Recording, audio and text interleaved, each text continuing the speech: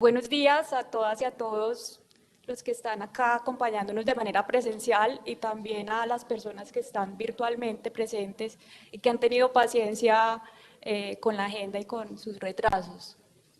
Mm, bueno, yo me presento, soy Juliana Valencia, en este caso estoy representando la corporación Ecos de Montaña. También extiendo un agradecimiento al comité técnico organizador de este evento por la invitación que nos hizo para ser parte de él. Les voy contando, pues Ecos de Montaña es una ONG que fue fundada en el 2019 con el ánimo de brindar alternativas y soluciones a las diferentes problemáticas ambientales que tenemos actualmente como humanidad. Para desarrollar pues esta propuesta, desde la corporación se plantean 3 líneas de acción. La primera es monitoreo e investigación para la gestión de ecosistemas. La segunda es arte, cultura y educación ambiental. Y la tercera es turismo científico de naturaleza. En ese orden, la presentación que hoy pues, nos convoca aquí se enmarca dentro de la experiencia que Ecos de Montaña ha tenido tanto en su primera como en su segunda línea de acción.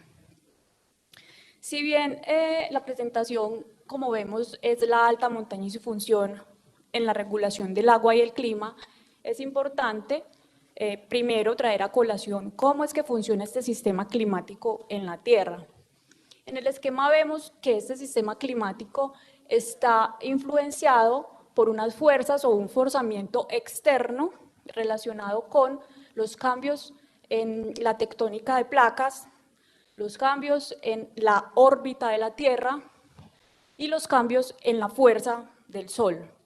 Estas fuerzas externas o forzamiento externo, a su vez, imprime y genera unas interacciones a nivel interno entre la atmósfera, la vegetación, la superficie de la Tierra, los océanos y los casquetes de hielo.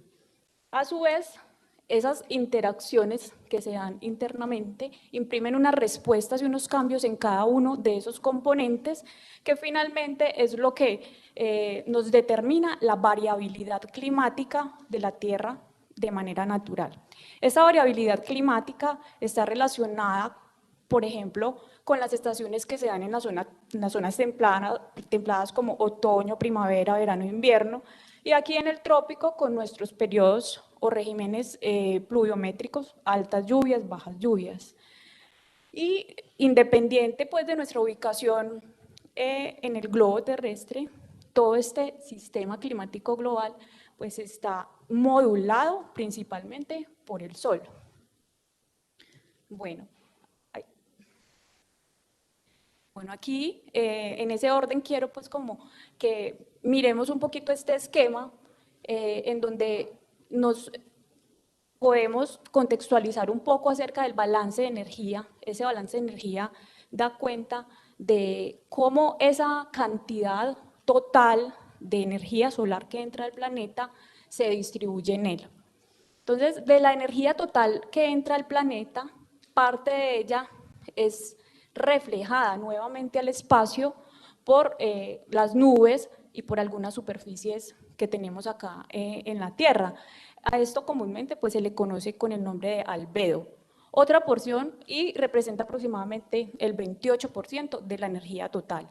Otra pequeña porción, aproximadamente un 25%, es absorbida por la atmósfera, por las nubes, la capa de ozono, el vapor de agua, entre otras partículas volátiles que tenemos en la atmósfera, y la mayor proporción de esa energía solar total es absorbida por las superficies que tenemos en el planeta, en este caso los océanos, las masas continentales, y una pequeña porción es utilizada en la fotosíntesis de las plantas. De todas maneras, la energía solar que es absorbida vuelve a ser liberada como radiación de onda larga hacia el espacio. Aquí entonces lo que quiero que reflexionemos un poco es cómo ese balance de energía global nos determina tanto la temperatura superficial como la evaporación de las superficies del agua. En este caso vemos una relación intrínseca entre el agua y el clima. Y algo, pues también como importante que dejar aquí claro de este esquemita, es que la energía del Sol que penetra en la atmósfera se libera nuevamente al espacio, de lo contrario la Tierra se calentaría. El sistema no aguantaría tanta radiación aquí comprimida, por así decirlo.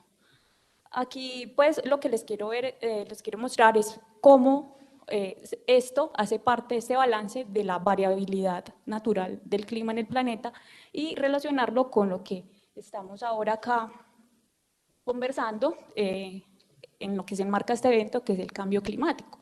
Entonces, el cambio climático, pues finalmente, como ya lo han reiterado los compañeros en diferentes exposiciones, es causado por un aumento en las concentraciones de gases de efecto invernadero. En este caso, por ejemplo, tenemos metano, compuestos fluorados y en una mayor proporción dióxido de carbono. Esos gases efecto invernadero en estas concentraciones súper elevadas, pues están aquí en la atmósfera concentrados y lo que están haciendo es que ese sistema o balance energético global natural pues se vea perjudicado y limitado y que se cause pues lo que conocemos como cambio climático a raíz de un efecto invernadero, aumento en las temperaturas del planeta y todas las consecuencias que ya nos han presentado aquí los diferentes expositores. Las causas pues están claras, son las diferentes actividades productivas relacionadas con los diferentes sectores de la economía, la producción de energía, la industria, la agricultura, la ganadería, todo esto pues emite estos gases a la atmósfera de manera continua y por eso pues el incremento. En esta gráfica lo que vemos es cómo las temperaturas globales y el dióxido de carbono aumentan correlativamente. Hemos superado ya las 400 partes por millón, esto fue, pues es una gráfica un poco vieja, pero en su momento ya prendió alarmas, dado que se espera que para finales de este siglo ya estas concentraciones pues hayan aumentado tanto que llevan a los ecosistemas al punto de no retorno dentro de sus dinámicas naturales. Ahora sí, pues como dicho esto, queremos hacer un zoom pues aquí en cómo estos ecosistemas de alta montaña funcionan para ayudar a regular tanto el agua como el clima. Bueno, primero pues la alta montaña está distribuida en diferentes partes del mundo, son considerados terrenos montañosos relativamente elevados, sin embargo pues esa altura varía dependiendo de la ubicación geográfica en la que se encuentre. Por lo general se llaman o son mencionadas como zonas alpinas, su clima suele ser frío, con lloviznas frecuentes, vientos fuertes, condiciones pues, particulares de nieve y hielo en muchas partes. Y nosotros, pues aquí en la franja tropical, al norte de la cordillera de los Andes, tenemos una representación bien bonita de estos ecosistemas de alta montaña, denominados en este caso bosques de niebla y páramos. Esos ecosistemas pues ejercen unas funciones bien importantes que les permite proveer bienes y servicios ambientales de gran importancia como son el suministro de agua, la conservación de la biodiversidad, el almacenamiento del carbono. Este suministro de agua está relacionado pues con la regulación que tienen estos ecosistemas del agua misma y el almacenamiento del carbono con la regulación que esos ecosistemas tienen sobre el clima. Empezando pues por la regulación del agua, vemos que los páramos, la regulación del agua en los páramos se atribuye principalmente a dos factores. Por un lado, que los suelos que subyacen estos ecosistemas son de origen volcánico, tienen grandes cantidades de materia orgánica y por lo tanto una gran capacidad para almacenar y retener muchísima agua. Por otro lado, a que dentro de estos ecosistemas, los humedales como turberas y lagunas son uno de los componentes más importantes en su configuración. Estos humedales más el agua almacenada en los suelos actúan como grandes depósitos de agua desde donde se inicia la red de drenaje que desciende montaña abajo y que finalmente pues da origen a los grandes ríos de las ciudades, por lo menos andinas. En este caso estamos hablando del abastecimiento de cerca de 100 millones de personas, por lo menos acá en Sudamérica. Bueno, entre el año 2012 y el 2015 realizamos una investigación con la Universidad Nacional dirigida por el profesor Conrado Tobón Marín, quien nos habló hace dos exposiciones atrás. En esta investigación lo que se buscó fue estudiar el funcionamiento de los humedales de páramo en Colombia y como uno de los sitios de estudio fue los pantanos del Quindío, ubicado acá en el Paramillo del Quindío, dentro del Parque Nacional Natural de los Nevados, y pues allí nace el río que abastece agua a la mayoría de las personas que nos encontramos aquí, el río Quindío. Con la investigación lo que se buscó fue entender la dinámica del agua, del humedal, es decir, ese patrón de variabilidad de las ondas que genera el nivel del agua en una secuencia de tiempo y entender cómo esa fluctuación o patrón de variabilidad, como lo queramos llamar, está determinado por el balance entre las entradas en verde y las salidas en rojo, que suceden o son producto de los procesos que ocurren entre la atmósfera, la vegetación, los suelos y los acuíferos. En otras palabras, lo que hicimos fue cuantificar cada una de esas variables para entender de qué manera el nivel del agua en el humedal cambia y cómo esa fluctuación a la vez determina variaciones en el caudal de agua que da origen al río como tal. Los métodos o análisis utilizados para el cálculo y de todas estas variables, pues seguramente vamos a tener otro espacio para conversarlo con más detalle. Por el momento, lo importante aquí es que a través de ese balance hídrico se pudo entender en términos de cantidad, es decir, oferta de agua, la función del pantano del Quindío. ¿Cuánta agua en unidad de tiempo sale desde allí para formar el río? Vamos a ver un poquito los resultados de cada una de esas tasas de transferencia de agua para llegar entonces al balance.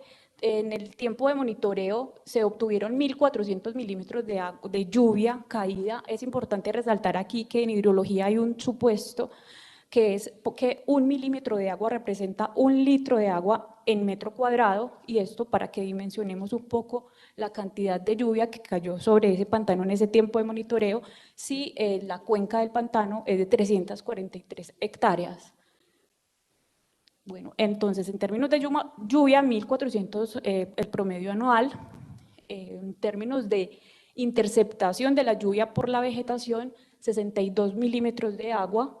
Por lo tanto, la precipitación neta, es decir, la porción de la precipitación total que llegó al suelo de la cuenca, fue de 1.333 milímetros.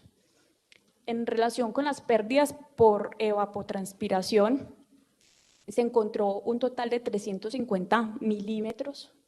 En este caso vemos entonces cómo esas pérdidas de agua, esas salidas de agua dentro de este sistema son mínimas a causa pues de que la nubosidad no permite que haya una alta demanda de evaporación en las superficies de estos cuerpos. En términos de agua subterránea, aportes desde los acuíferos, allí este pantano es ubicado sobre el cráter de un volcán y ahí subyace uno de los más grandes acuíferos de la región, que es el Glacis del Quindío, y dentro del monitoreo y sus análisis encontramos que el aporte de agua desde ese acuífero a los pantanos es de aproximadamente 525 milímetros al año. En términos de caudal encontramos que la salida de agua es de aproximadamente 884 milímetros. Esto se lo llevamos a lo que les mencionaba ahora, a ese supuesto de que si 1 milímetro representa 1 litro por metro cuadrado, pues nos arroja unas cifras bastante significativas que nos ponen a dimensionar la capacidad y el potencial que tiene este ecosistema, este humedal, para generar el agua que conforma el río. Así obtuvimos entonces 3.032.120.000 litros de agua durante el periodo de monitoreo. Y un residual en el balance de 339.570.000 que representa el agua almacenada en los suelos.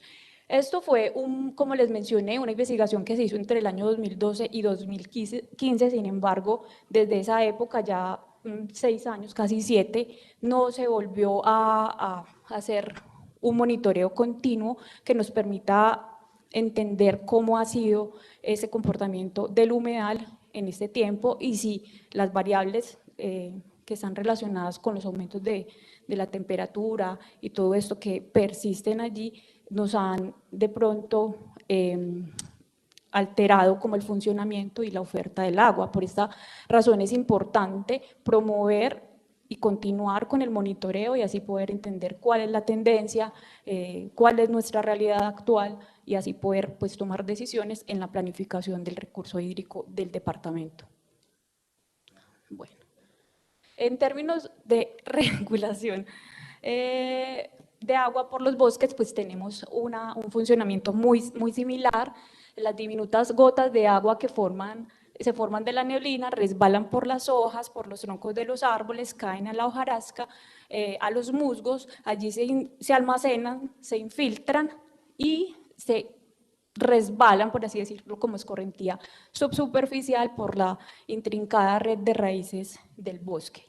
En términos de regulación del clima, tanto los bosques de niebla como los páramos son cruciales porque estos ecosistemas actúan como fijadores de carbono atmosférico. Ellos absorben el dióxido de carbono al igual que todas las plantas y lo almacenan como troncos, ramas, hojas, flores, frutos, todo eso como biomasa y por ende lo retienen y compensan de algún modo la cantidad de carbono que está en la atmósfera y que es la que nos está pues generando tantos problemas con el aumento de la temperatura.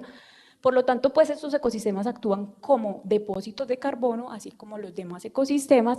Sin embargo, la particularidad que hay que destacar aquí es que la alta saturación de los suelos, la inundación permanente de los humedales de páramo, hace que las tasas de mineralización y de ciclaje de nutrientes sean mucho más lentas, dan origen a suelos de humus, negros, húmicos, con mucho contenido de carbono orgánico y con mucho, en caso de humedales, formación de turba, que es materia orgánica, que puede durar mucho más tiempo ahí almacenada.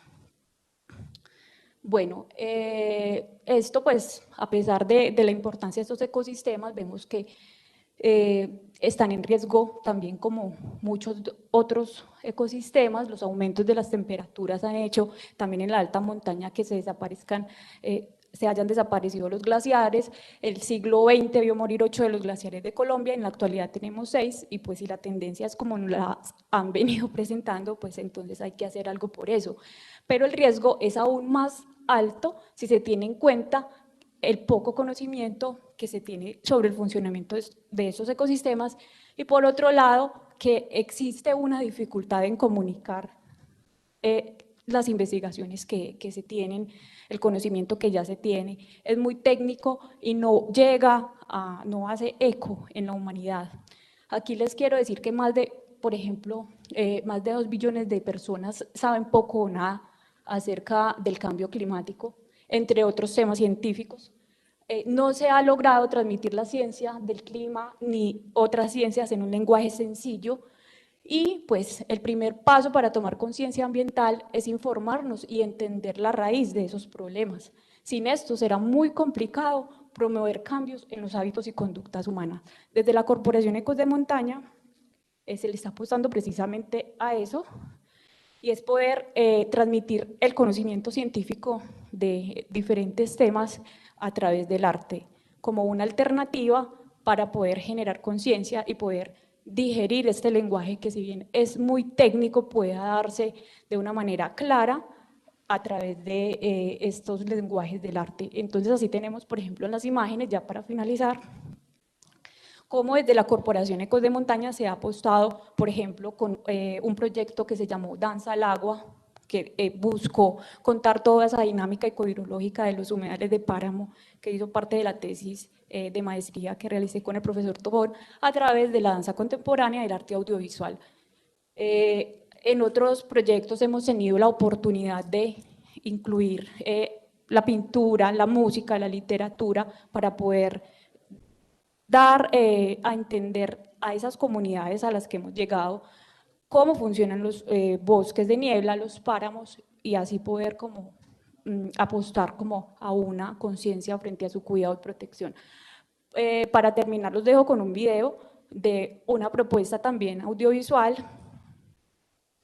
desde la que se está queriendo comunicar toda esa dinámica ecobiológica e importancia de los páramos como reguladores del agua en términos de calidad y cantidad.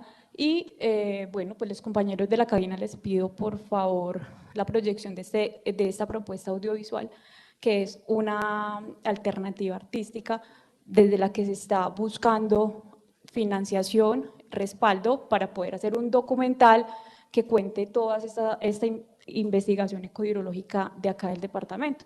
No sé, los compañeros de la cabina, sí.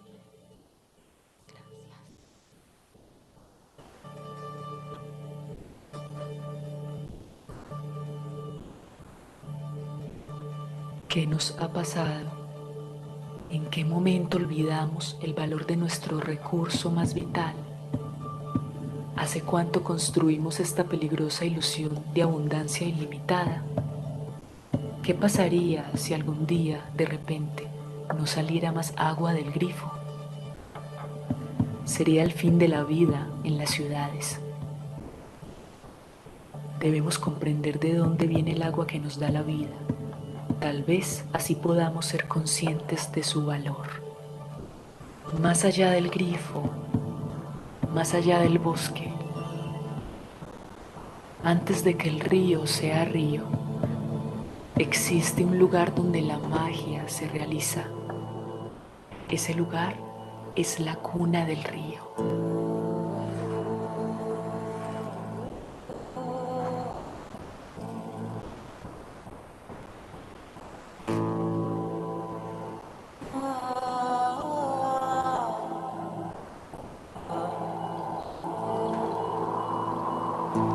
Reposa en las más altas cumbres de los Andes tropicales, en un vasto y majestuoso espacio conocido como páramo, fábrica natural perfecta que, segundo a segundo, por milenios y hasta el día de hoy, da origen al río, fuente de vida.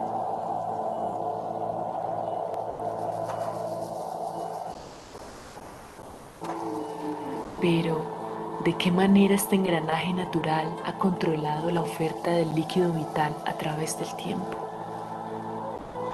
Será necesario escalar las cimas de los Andes, seguir la danza entre el viento, la lluvia, las plantas y el suelo, para comprender cómo trabaja la naturaleza en la cuna misma del río.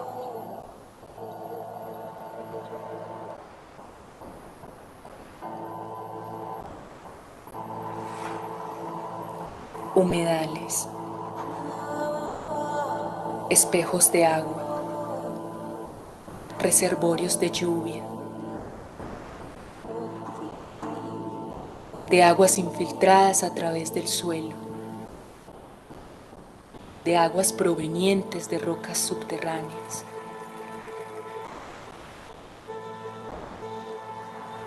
Aguas viajeras, aguas que confluyen.